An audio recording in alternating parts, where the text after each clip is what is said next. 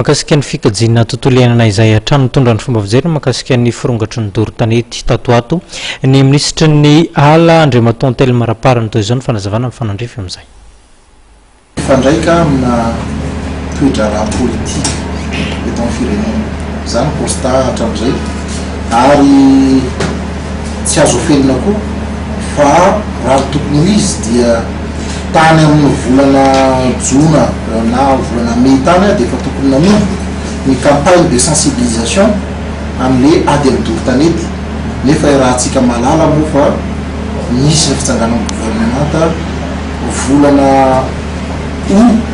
zay vao misy ny fandanina ny vola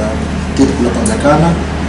zay ampiasaina amin'izany sensibilisation zany dia somary misy fahatarany ihany zany fanaovana ny communication tamin'ny mahakasika ny ady tamin'ny doro-tanety zay koa nefa namafisin'le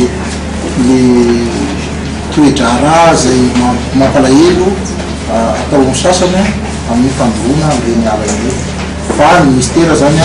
dia efa mandraidraiky tanteraka mba ametrahana ny mécanisme durable ametrahana ny mécanisme durable amin'ny ady amin'ny doro-tanety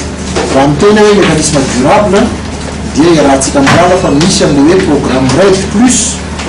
izay efa hoapetraka eto Madagasikara zany ahafahana tsy vitany hoe miaro ny tontolo iainana amin'ny ankapobeny fotsiny fa indrindrindrindra eo amin'ny doro-tanety io zany anisan'ny